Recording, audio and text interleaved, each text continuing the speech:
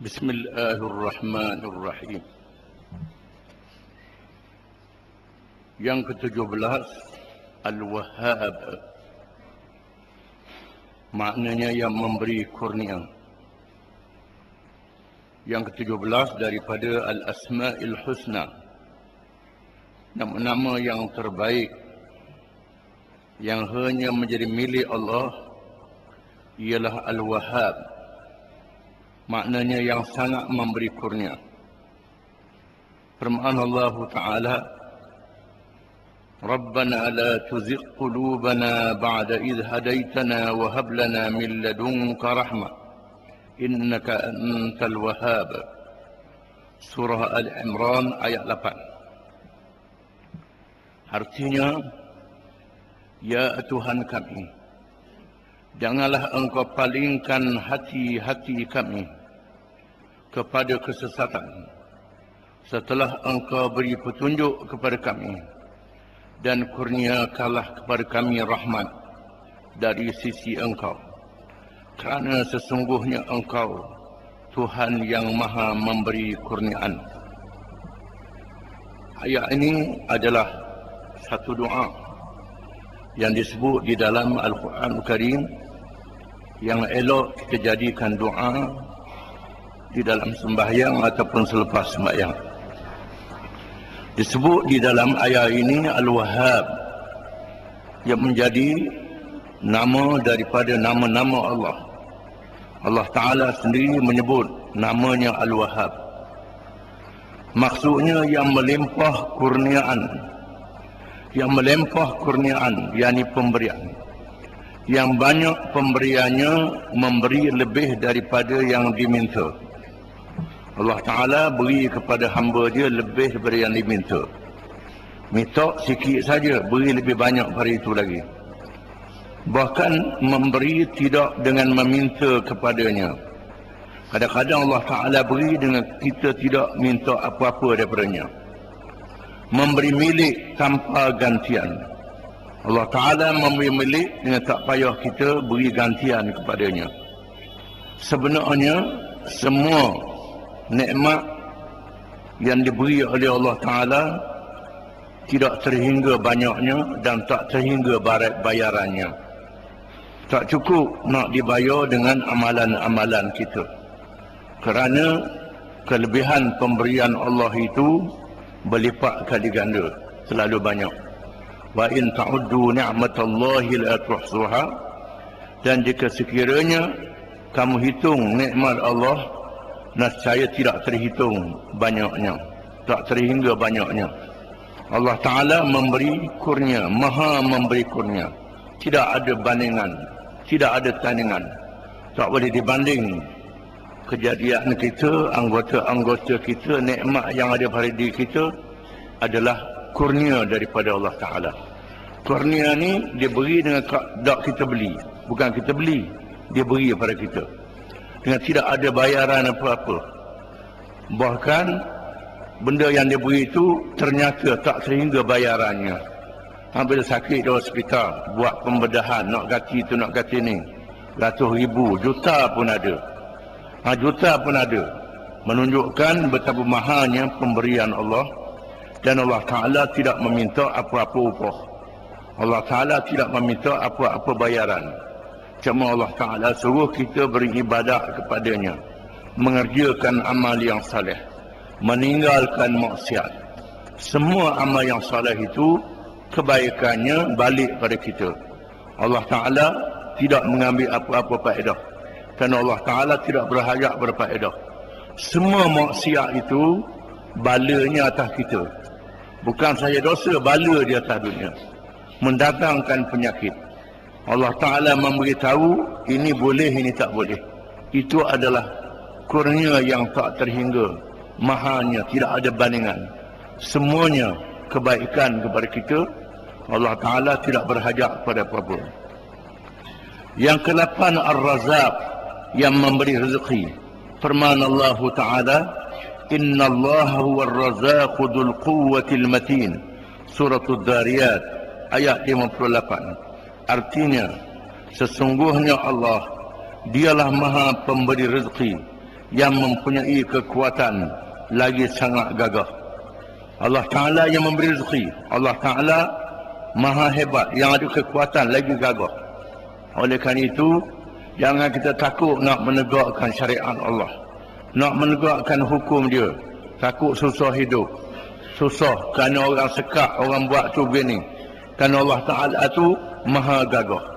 Sekiranya seseorang itu nak buat Islam ni, takut orang sekat rezeki, itu menandakan iman dia tidak sungguh dengan Ar-Razzaq. Nama Allah Ar-Razzaq, yang maha memberi rezeki. Yakni dialah yang memerintah kejadian rezeki. Allah Ta'ala yang memerintah rezeki dijadikan. Manusia tak mampu nak menjadikan rezeki. Nak menjadikan beras sutir pun tak mampu.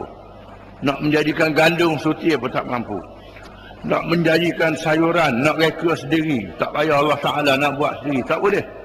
Tak boleh nak buat. Semuanya adalah rezeki daripada Allah Ta'ala. Dan memerintah menyampaikan rezeki kepada hamba-hambanya. Dan Allah Ta'ala pula suruh rezeki itu sampai kepada hamba dia. Kalau sekiranya Allah Ta'ala tentukan rezeki kepada seseorang, Allah Ta'ala perintah supaya sapa, walau jauh macam mana sekalipun, mesti sapa pada dia. Tidak ada siapa yang boleh sekat. Kalau Allah Ta'ala tentukan, itu bukan rezeki bagi seseorang. Walaupun duduk berdepek dengan dia, duduk dalam mulut dia dah, tubik semula. Tubik semula, tak jadi apa. Menandakan bahawa yang maha memberi rezeki ialah Allah Subhanahu Wa Ta'ala. Kita tengok orang yang kaya raya, yang senang lenang, duit banyak, fikir banyak, nak beli apa pun boleh belaka. Tiba-tiba tak lalu makan, tak jadi apa. Tidur tak nera, tak jadi apa, tak jadi rezeki pada dia. Walaupun kita nampak banyak, oh rezeki dia, rezeki apa begitu? Bukan rezeki. Itu adalah satu ujian yang kita tengok diri di hadapan mata kita. Kadang-kadang duduk tengok sehat-sehat, tak lalu nak makan. Itu bukan rezeki. Allah Ta'ala tolak yang ada di hadapan itu rezeki. Kalau rezeki sungguh, Tuhan jadikan sapa pada kita macam-macam. Rezeki Allah kepada hamba-Nya itu mengandungi dua perkara. Ada dua perkara rezeki. Rezeki untuk badannya, seperti makanan, minuman, pakaian dan sebagainya, yang menjadi keperluan untuk badannya. Yang pertama rezeki yang zahir. Rezeki kepada tubuh badan dia, iaitulah makanan dia, minuman dia, pakaian dia, tempat tinggal dia, kenderaan dia. Segala kemudahan yang zahir bagi dia, itu adalah rezeki yang zahir yang Tuhan beri pada dia untuk tubuh badan dia. Rezeki ini bukan hak makan dalam perut saja. Banyak orang menganggap hak makan je rezeki, hak pakai bukan rezeki, hak naik bukan rezeki, hak bau bukan rezeki. Semua kemudahan yang zahir bagi tubuh badan adalah rezeki yang zahir yang Allah Ta'ala beri pada tubuh badan kita. Oleh kerana itu, kita mesti bersyukur di atas nikmat Allah. Kena pilih makanan yang halal, kena minum minuman yang halal, pakai pakaian yang halal, kena tutup aurat. Kalau orang tu Tuhan beri kain banyak tapi buka aurat juga, itu orang yang kumpul dengan rezeki dia. Jaga hari kiamat kelak. Jaga, pitih ada, tak payah pakai pakaian tak cukup juga. Tak tutup kepala bagi perempuan, lelaki nampak pada lutut. Umpamanya, pitih banyak nak beli kain, tapi tak beli, jaga hari kiamat, jaga. Rezeki itu akan bakar dia pada hari kiamat kelak. Bukan rezeki akan jadi api neraka pada hari kiamat kelak. Duduk berasa tak apa mudah je. Itu pemberian daripada Allah Ta'ala. Kecuali mereka yang duduk di hutang rimba belantara, tak ada pakaian, kulit kayu saja. Itu darurat. Tuhan jadikan dia begitu. Kita bukan darurat, tapi macam orang pangang juga. Macam orang hutang juga. Bukan darurat. Jagalah hari kiamat. Manusia yang macam ni, yang buka kepala, pakai pakaian ketat, kain banyak, pitih ada, tapi saya buat pakaian tak cukup saya. Sengaja je, jaga hari kiamat. Kena bakar. Tubuh badan tu dibakar oleh api neraka. Dalam kubur kena dah. Sebaik saja mati, dalam kubur kena dah. Belum lagi masuk hari kiamat. Jaga, kena jaga malam-malam. Itu rezeki yang Tuhan beri, kita permain-mainkan rezeki. Tuhan rezeki rohnya, iaitu ilmu, pandangan yang betul, ilham, hidayah kepada kebenaran. Di mana rezeki roh lah yang paling mulia dan amat berharga untuk kebahagiaan dunia dan akhirat. Rezeki roh ialah akal fikiran kita. Tuhan berikan ilmu. Ilmu adalah rezeki. Setelah kita ada ilmu, gunakan ilmu itu untuk diamalkan sampai kepada orang. Kalau sikit-sikit, kalau banyak-banyak, jangan bakhil, jangan kedekut. Pandangan yang betul. Dalam mesyuarat kita boleh beri pandangan yang betul. Jangan simpan pandangan kita. Itu rezeki roh yang Tuhan beri. Ilham, petunjuk dalam hati kita. Kita mikir benda yang molek. Kita tak baca dalam kitab, tak baca mana-mana, bagi suatu perkara. Mari satu perkara, Allah Ta'ala tunjuk. Ini molek, ini molek. Ini bagus. Ini tak molek. Ini jahat. Ini uduh. Ini ilham yang Tuhan beri kepada seseorang. Hidayah kepada kebenaran. Allah Ta'ala beri petunjuk. Jadi Islam. Jadi beriman. Jadi molek. Itu rezeki daripada Allah Ta'ala. Beberapa banyak orang yang alim, yang pandai, yang bijak, tapi kafir. Kafir, alim jadi kafir. Golongan ahli kitab. Mereka yang kenal akan Nabi Muhammad sallallahu alaihi wasallam. Tahu Nabi Muhammad sallallahu alaihi wasallam. Tengok tanda-tanda yang ada pada tubuh Nabi Muhammad sallallahu alaihi wasallam. Faham ayat Quran kerana mereka adalah berbahasa Arab dan berbangsa Arab ataupun bangsa Yahudi, golongan Alkitab, golongan padri-padri Kristian, golongan sami-sami yang tahu dalam kitab mereka berkenaan dengan Nabi Muhammad sallallahu alaihi wasallam. Beberapa banyak padri, pendeta, sami-sami Hindu dan Buddha masuk Islam kerana Tuhan beri rezeki hidayah pada dia. Rezeki hidayah. Hidayahnya adalah rezeki. Ada orang tu dia tak reti apa, tak pandai apa, tapi dia terima Islam. Ini rezeki yang Tuhan beri. Ada orang tu cerdik, bijak, lawan Islam. Tu tak ada rezeki lah. Jangan kita ingat pandai tu saja cukup dah.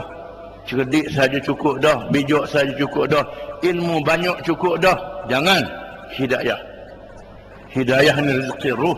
Di sinilah kita disuruh berdoa, ihdinas siratal mustaqim, tunjukkanlah kami jalan yang lurus pada tiap-tiap rakaat sembahyang.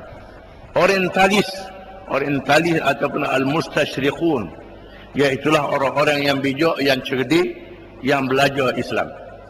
Nak tahu Islam, mendalami, ada yang hafal Quran, hafal hadis, memahami bahasa Quran, memahami hadis, tapi tak masuk Islam. Kenapa? Kerana tak dapat hidayah, tak dapat petunjuk. Contoh yang paling jelas, Iblis. Iblis ni naik duduk atas langit, bercakap dengan Tuhan. Iblis boleh bercakap dengan Tuhan. Kita tak boleh nak bercakap dengan Tuhan. Bercakap kita saja je, tak dengar Tuhan jawab. Iblis ni bercakap, dengar Tuhan jawab. Tengok syurga, tengok neraka. Bila Allah Ta'ala suruh sujud pada Adam, lawan Allah Ta'ala. Kenapa? Tak dapat hidayah. Tak dapat hidayah. Pasal apa tak dapat hidayah? Aba wastakbara. Enggan dan sombong. Enggan dan sombong. Jaga bila orang tu nyombong, berasa dia cerdik sangat, berasa dia bijak sangat, dia berasa dia mengaji tinggi sangat, pandai sangat, jaga. Jadi macam Iblis. Tak dapat hidayah daripada Allah Ta'ala. Na'udzubillahi min dzalik. Jadi yang paling penting ialah rezeki roh. Rezeki roh. Ini penting rezeki jasad. Yang ke-19, Al-Fattah, Maha Pemberi Keputusan. Firman Allah Ta'ala, Qul yajma'u bainana Rabbuna thumma yaftahu bainana bilhaqq wa huwa al-fattahul alim. Surah Saba ayat 26.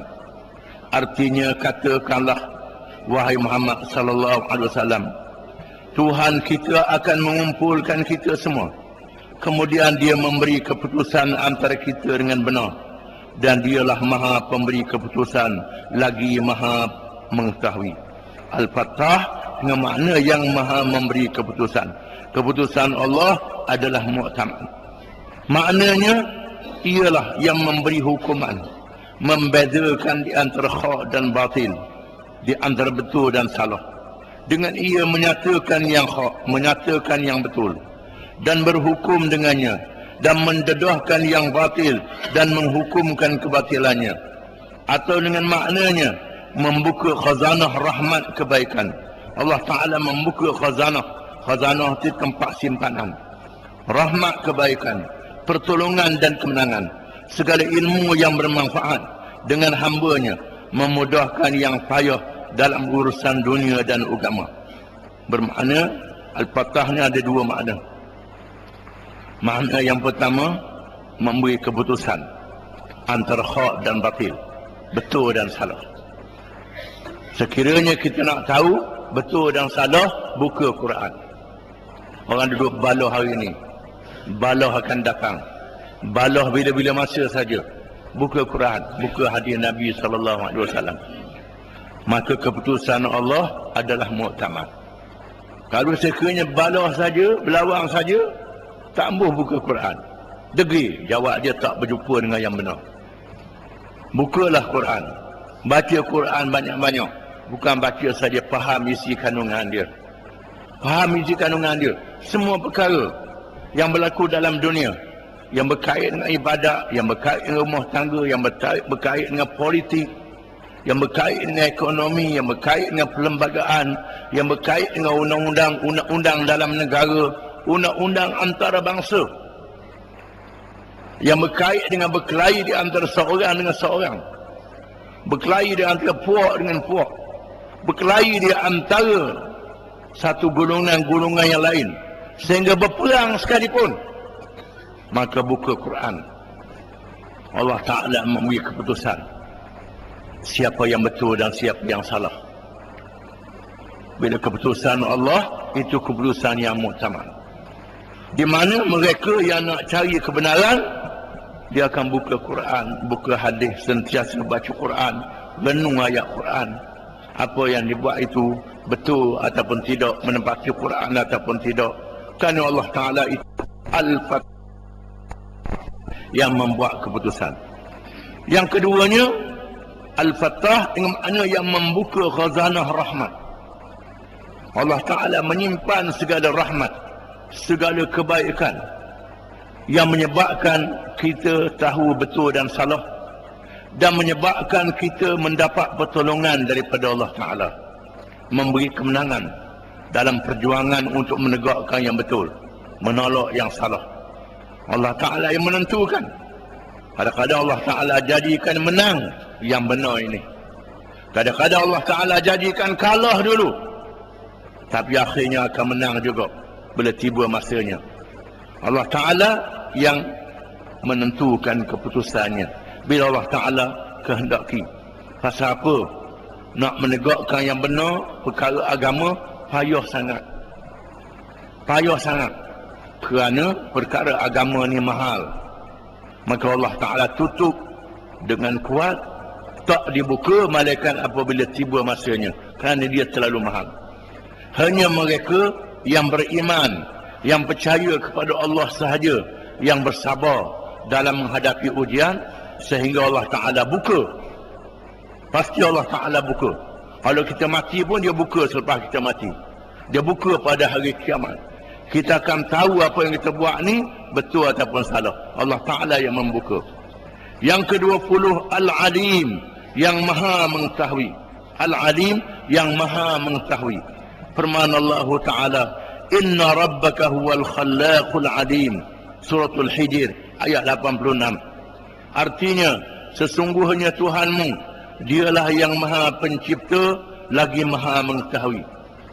Pencipta yang menjadikan, yakni ilmunya meliputi segala sesuatu, tiada tersembunyi daripadanya sesuatu pun. Ilmu yang tiada batasan dan bandingan, tidak seperti mengetahuinya makhluk, tiada beza kepadanya yang jauh dan yang dekat, yang nyata dan yang tersembunyi. Ilmu Allah Ta'ala tidak terhingga, tidak ada batas dan sempadan. Yang besar, yang halus, semua Allah Ta'ala tahu. Allah Ta'ala tahu pohon yang dijadikan, berapa daun dia, berapa orak dalam batang dia, berapa orak dalam daun dia, berapa titik dalam daun dia.